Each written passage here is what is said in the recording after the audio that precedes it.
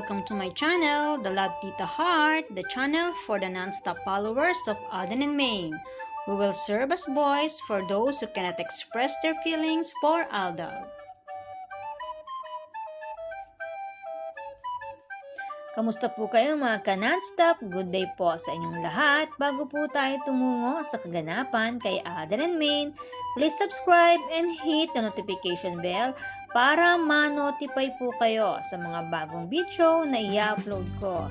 Salamat po!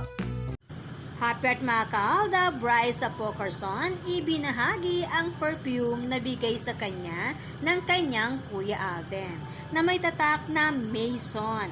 Mapapansin na mahilig sila sa brand na ito. Marahil dahil ang Maison ay tumutugma sa Maine Pocarson. Kaya naman nahihilig sila sa brand name na ito. Ika nga ng ilan nating ka-Aldab ay Maine Pocarson ang nais ipabatid ni Richard Jr. sa tatak na ito.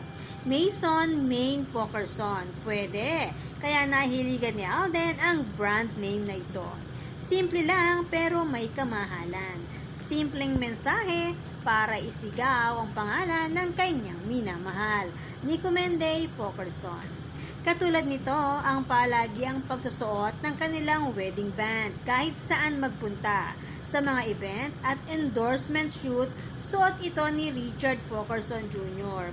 Pangontra sa mga umaaligid at may hidden desire sa kanya. Samantala, sa pag-attend ni Alden Richards sa birthday celebration ni Catherine, makikitang walang intimate moment si Alden at si Catherine. Halatang pure friendship lang ang meron sa kanilang dalawa.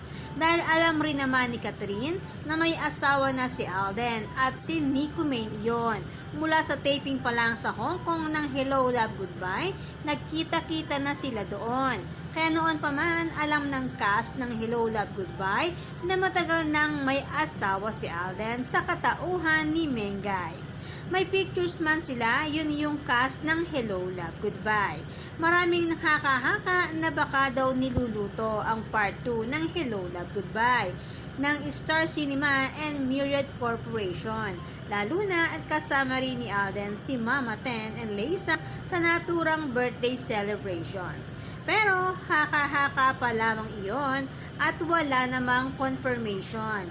Pansin din na itsurang naiinip na si Alden sa mga video na ipinakita. Kaya naman hindi nagtagal ito at agaran ding umuwi.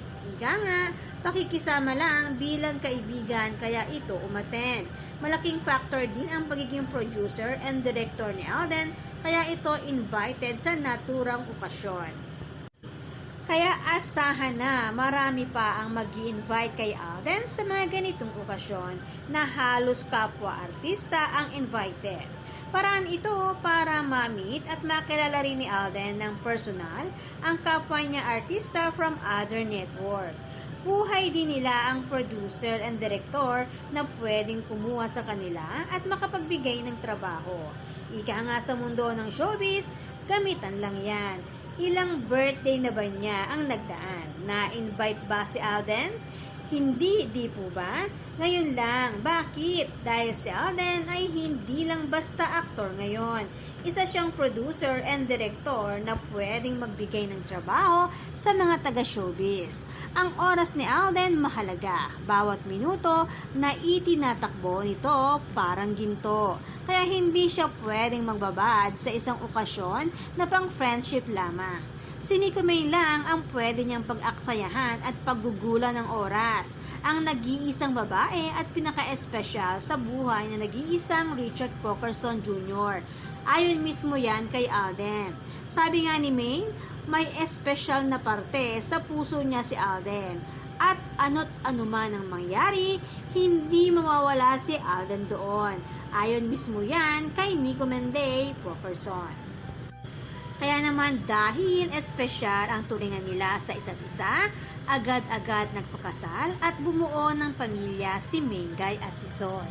At bagong-bago lang March 15, 2024 nang ibinahagi ng ating ka-Aldab ang experience niya na ipinakita ni Tisoy, si May at ang tatlong anak nila sa sasakyan ni Alden. ebidensyang maliwanag sa pagiging mag-asawa ni Nico Maine and Richard Jr. at pagkakaroon ng 3 anak ng mga ito. Pero, March 14, 2024, naganap ang pangyayari. Ating basahin ang kanyang paglalahad. Mamila, to be exact po, March 14, 2024 sa Belo Green Hills, San Juan, Metro Manila, 5 p.m. onwards po yun. Si Alden at Mama Ten lang po ang pumasok sa loob at si Maine at ang mga chikiting nila ay naghintay lang po sa magarang car nila. But hindi ko sure kung kasama sa car nila si Leysam. Mamila, alam mo po ba, napakaganda talaga ni Maine Guy in person at kamukhang-kamukha niya si Playmate. Though may dugong Fulkerson na halo, but yung ina talaga ang kahawig na mukhang tisay dahil maputi po ang ama. At kaya pala love na love ni baby girl natin si Seb at 30, kamukhang-kamukha talaga ni Tisoy. Grabe, kagagwapo at kapupogi. At si Playmate, kahit mukhang mini dragona, mahal na mahal ng kanyang ama dahil kamukha ng nanay, kahit takot si Alden sa kanya. Kitang-kita ko at buhay po akong saksi na napakasaya ng Fulkerson Jr. family. Salamat po Sir Prince Om sa inyong pagbabahagi at sa ating ka-admin na nagbahagi rin ito. Marami pong salamat. For sure, ang pangyayari na ito na nalaman ng fandom ay nagbigay na naman ng kawindangan sa mga sarsuelista. Kaya kailangan na naman ng ganap ni Cloney with Panot. Hindi na naman nila malaman kung paano na naman sila magpapasabog. Ang hindi nila alam, mga netizen lang na walang alam tungkol sa sarsuela ang napapaniwala nila. Ang fandom na mismong target nila, pinagtatawanan lang sila sa mga palpak na edit nila. Minsan suot ang singsing at ani mang daliri. Minsan nakalimutan panlagyan ng singsing o nakalimutan isuot ni Cloney ang singsing.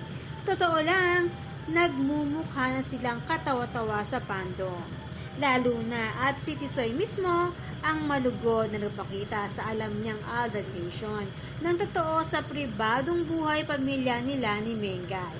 Dahil for sure, alam naman ng mag-asawa na patuloy pa rin silang minamahal at ipinaglalaban ng fandom ng Alden Nation and true-blooded Alden Nation. Samantala, namataan po si Alden Richards na bumibili ng Lego na kapag nabuo ay isang racing car. Kaya pala may pag-post si Daddy Bay na binubuo ito ni Angel. Mahilig si Seb or Theo sa pulang car. Kaya alam na this, binubuo ito ni Tita Angel para sa kanyang pamangkin. Ayon sa ating ka-admin, isa para itong surprise gift dahil sa maagang pagtulog. Sa iba na talaga kapag may mayamang mommy at daddy, sana all. Samantala, isang pampagood vibes from my name is Theo. Yes, dumalo si Habi sa birthday ni Askang. Ikaw ba naman ang halos manikluhod ang management nito para lang dumalo siya at inimbita pa mismo ng celebrant. Out of respect, pumunta siya pero ilang minuto lang after makuna ng pics at video, umuwi agad. Na-miss ang mag-ina at takot siya sa mga to. Hindi talaga tatagal si Alden sa mga ganitong okasyon lalo na at hindi kasama ang kanyang mag-ina. Saglit lang, sibat agad. Kaya naman, good vibes lang po tayo magka non-stop. Salamat po sa lahat na nag-comments at sa lahat po ng buong pusong nagmamahal at sumusuporta kay Alden and Maine. Salamat po sa lahat ng subscribers. Shout out po sa inyong lahat. Thanks and God bless everyone! Salamat po sa lahat na comment. Shout out po sa inyong lahat. Sorry po, hindi ko na po kayo iisa-isahin. Sobrang dami po ninyo. Patunay lamang po ito na talagang lumalakas lalo at sumisigla ang buong fandom sa ganitong pagkakataon. Salamat po sa inyong lahat. Aldab lang ang malakas. Hangad ko po ang magandang kalusugan para po sa inyong lahat. Salamat po Aldab Nation and true-blooded Aldab Nation. Thanks, stay safe, and God bless everyone!